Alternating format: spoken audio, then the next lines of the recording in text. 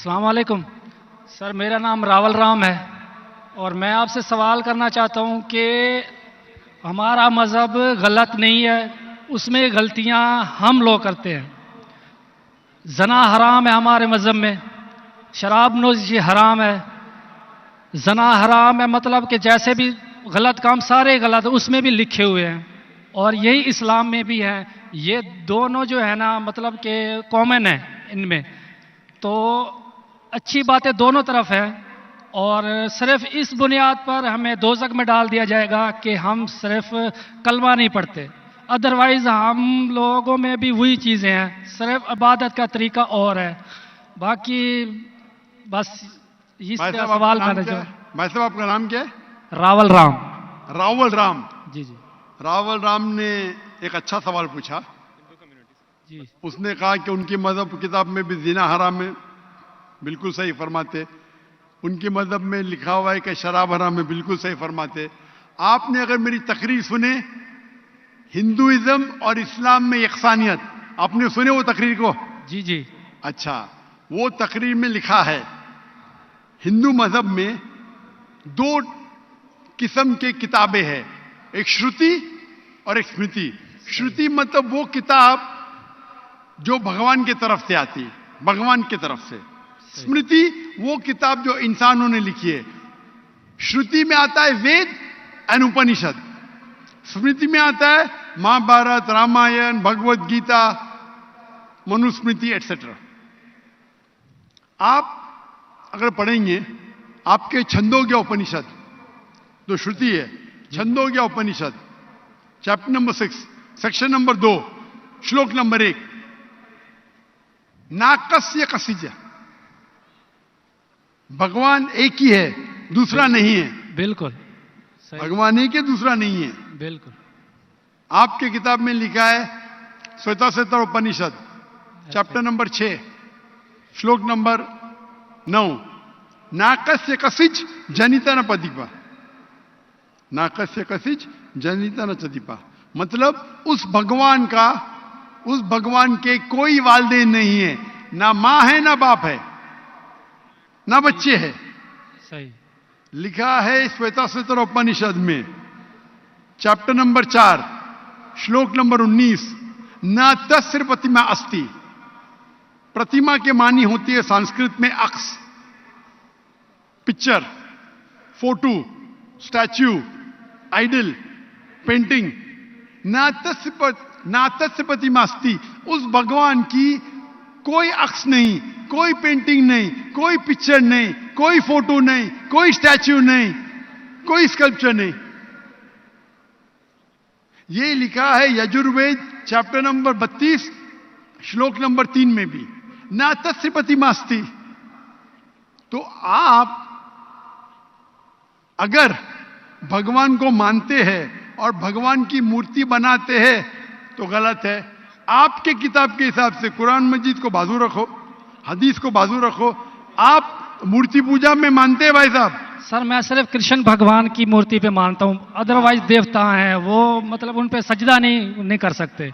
अच्छा। सिर्फ कृष्ण भगवान को सजदा कर सकते, उसकी मूर्ति भी जायज है। ये कहां लिखा है क्या कृष्ण भगवान की मूर्ति जायज है? किधर लिखा है? वो सर मेरे हिसाब से वो खुदा है हमारा, इसलिए। बराबर, हमारे हिसाब से मैं भी अल्लाह में मानता हूं, लेकिन अल्लाह की मूर्ति नहीं बना सके वो ही अल्लाह में मानता हूं। अगर अल्लाह की मूर्ति बना सके तो वो अल्लाह ही नहीं है। वलम यकुल लहु कुफुवन अहद। नारे तकबीर। भाई, हमारे गैर मुसलमान भाई मुझसे सवाल पूछ रहे। तकबीर अच्छी बात है, लेकिन अभी सवाल जवाब हो रहा है। तो मेरी दरखास्त है कि जब गैर मुसलमान भाई पूछते तो उन्हें डरने लगना चाहिए। उन्हें लगना चाहिए कि आपस में हम भाईचारा है। सही, उनको डरने लगना चाहिए। डरते नहीं माशाल्लाह, लेकिन आप ऐसा मत करो कि वो डर जाए। नहीं नहीं बराबर ना? तो आप डरिए मत भाई साहब, ये खाली तकबीर कह रहे। नहीं सर। तो हमारे हिसाब से जी जिस की मूर्ति बना सके वो अल्लाह ही नहीं, और ये वेद में भी लिखेला है। आप इस्कॉन में मानते? सर वो तसव्वुर है, वो नहीं, हमें भी पता है कि उसमें खुदा नहीं है, वो एक तसव्वुर है। हमारे इसमें खुदा का तसव्वुर करते मूर्ति बनाए तो गलत है। तो यही मैं कहता हूं, आप अपनी किताब का अमल नहीं कर रहे, आप अपनी किताब का सही अमल करेंगे तो आप भी जन्नत में जाएंगे। सही बात है, बिल्कुल। तो कुरान हम में नहीं क्या करते ना, हम अपना मजहब पे मतलब फॉलो नहीं करते सही तरीके से। जी जी, मेरा फॉर्मूला बहुत इजी है। सही। कुरान मजीद में लिखा है सूरह इमरान में सूरह नंबर 3 आयत नंबर 64 में, तालव इला कलिमतिन सवाइम बैना बैनकुम, आओ हम उस बात की तरफ जो आप और हम में यकसा है। सही। अपन आज माने जो आप और हम में यकसा है, कम से कम उस पे तो अमल करे। मेरा फॉर्मूला यूनिवर्सल है, पूरा भाईचारा है। मैं कहता हूं भाई बाइबल को लेके आओ, वेद को लेके आओ, कुरान को लेके आओ। वेद काफी बड़ी है, जी जी, बाइबल कुरान से 3 गुना बड़ा है। हम आज वादा करें कि जो यकसा है कम से कम उस पे तो अमल करें। जो यकसा नहीं उसको साइड पे रखेंगे, कल बहस करेंगे। जो यकसा उस पे तो अमल करे। बाइबल में लिखा है, वेद में लिखा है खुदा एक है, खुदा का अक्स नहीं। अगर आप खुदा का अक्स बनाते तो आप वेद के खिलाफ जाते। सिर्फ कृष्ण का बनाओ तो भी गलत है। सर वो भगवत गीता में लिखा है, इसलिए। आप भगवत गीता स्मृति है, भगवत गीता महाभारत का हिस्सा है, सही क्या नहीं? सही। तो महाभारत एक स्मृति है, स्मृति श्रुति के खिलाफ नहीं जा सकती है। अगर स्मृति और श्रुति में टकराव है तो हम श्रुति को मानेंगे, स्मृति को नहीं। वेद और उपनिषद सबसे ऊपर है। सही। तो आपका एक पीएचडी टीचर है, वो कुछ कहता है, और एक बैचलर है। आप पीएचडी वाले उस्ताद को मानेंगे या जो बैचलर की डिग्री वाले उस्ताद को मानेंगे? किसको मानेंगे? कौन से उस्ताद को मानेंगे? PhD sir. पीएचडी। तो आपका पीएचडी वेद है। सही। तो अगर आप मूर्ति पूजा छोड़ देंगे और आपके किताब में लिखा हुआ है, आपके किताब में लिखा है कि आखिरी पैगंबर आने वाले हैं, और आप वेद पढ़ेंगे और पुराना पढ़ेंगे, उसके अंदर कई जगह पे लिखा है कि आखिरी पैगंबर मोहम्मद सल्लल्लाहु अलैहि वसल्लम है। आप अगर कल की पुराना पढ़ेंगे, भविष्य पुराना भी है, कल की पुराना है, और आप मेरी तकरीर सुनेंगे। एक तकरीर है मेरी, मोहम्मद सल्लल्लाहु अलैहि वसल्लम का जिक्र हिंदू मजहबी किताबों में। वक्त की किल्लत होने की वजह से सिर्फ मैं छोटी पॉइंट कहूंगा। आप अगर कल की पुराना पढ़ेंगे, चैप्टर नंबर 2, श्लोक नंबर 5, 7, 11, 15, 17, उसमें लिखा है क्या?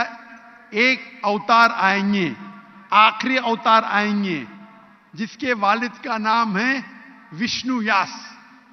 विष्णु मतलब भगवान, जी जी।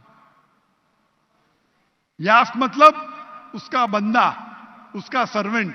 अरबी में तर्जुमा करेंगे तो अब्दुल्ला होता है। आखिरी पैगंबर आएंगे जिसका वालिद के नाम अब्दुल्ला है। उसके मां का नाम है सुमति। सुमति संस्कृत में मतलब अमन, शांति। अरबी में कहेंगे आमिना। मोहम्मद सल्लल्लाहु अलैहि वसल्लम के मां का नाम था आमिना। वो पैदा होंगे एक अमन शहर में, मक्का। उस शहर के ग्रोह के लीडर के कबीले में पैदा होंगे, कुरैश के कबीले में। उसके 4 करीब दोस्त होंगे। जिक्र हो रहा है खुलफा राशिदीन का। और मोहम्मद सल्लल्लाहु अलैहि वसल्लम का जिक्र तो बहुत लंबा है, 2 घंटे की तकरीर दे सकता हूं मैं। सही। तो अगर आप अपनी किताब में मानते, आपको मानना पड़ेगा कि आखिरी पैगंबर मोहम्मद सल्लल्लाहु अलैहि वसल्लम है। आप मानते कि आखिरी पैगंबर मोहम्मद सल्लल्लाहु अलैहि वसल्लम है? सर मैं पढ़ी नहीं है, मैं भी बस ऐसे मतलब कोई सही तरीके से नहीं पढ़ा है, इसलिए मुझे पता नहीं है उसमें। नहीं पढ़ा तो गलती किसकी? मेरी या मेरी गलती है, मैं मान रहा हूँ। तो आप हमारे यहाँ से करोड़ों लोग हैं जो नहीं फॉलो करते हमारे मजहब को, इसीलिए हिंदुस्तान में जब मेरी तकरीर होती है, जी जी, तो हिंदू का मजमा इससे बड़ा होता है। बिल्कुल देखा। 5 लाख, 10 लाख, 25%, 20% गैर मुस्लिम होते, 20% हिंदू होते। तो 10 लाख का 20% कितना हुआ? 2 लाख। ये 2 लाख का तो मजमा नहीं ना, क्योंकि हिंदुस्तानी मुझसे मोहब्बत करते हैं जी, और गैर मुस्लिम भी मोहब्बत करते हैं। वो पॉलिटिशियन है जो प्रॉब्लम होता है उनको, वोट बैंक का प्रॉब्लम है। अरे हम लोग तो हार जाएंगे अभी। हिंदू जब मेरी तकरीर सुनते कहते कि 2 घंटे में हमने वो सीखा जो हमने 40 साल हमें पता नहीं था। सही। तो मैं अभी जो मैं हवाला दिया, रेफरेंस के साथ आपकी किताब का हवाला दिया, तो आप अगर सच्चे हिंदू है तो आपको मानना पड़ेगा कि एक भगवान है, उस भगवान की मूर्ति नहीं है, उसके आखिरी पैगंबर मोहम्मद सल्लल्लाहु अलैहि वसल्लम है। तो आप अपनी किताब पे अमल करेंगे। जी करूंगा। और जो चीज यकसा है कम से कम उस पर तो अमल करो। जो टकराव है वो बाद में, मैं जानता हूं, मैंने तकरीर की है, इसमें लिखा है कि हिंदू मजहबी किताब में लिखेला शराब पीना हराम है, कुरान में लिखेला है। सही। आपकी मजहबी किताब में यह भी लिखा है कि सुअर का गोश्त खाना हराम है।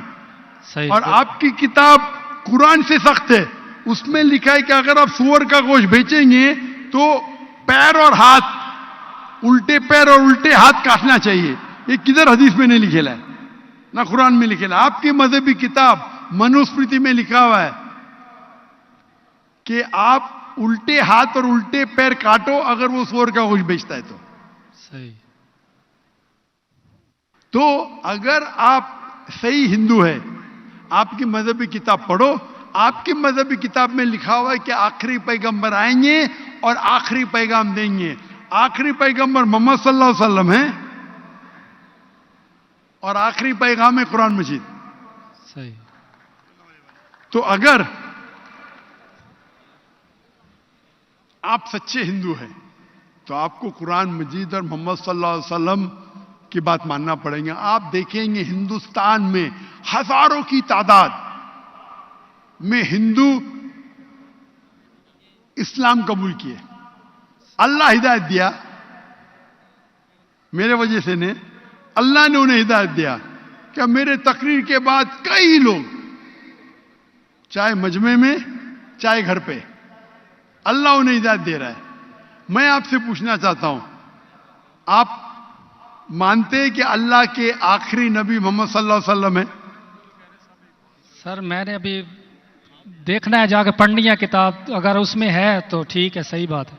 तो मेरी आपसे दरखास्त है कि आप मेरा वीडियो कैसेट जी। हिंदुइज्म और इस्लाम में यकसानियत देखिए जी।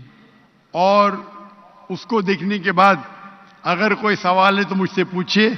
अगर आपको यकीन आता है तो हक है, तो मैं आपको दावत देता हूं कि हक का पैगाम को एक्सेप्ट करो और इंशाअल्लाह ये आपके लिए राह नजात बनेंगी इंशाअल्लाह।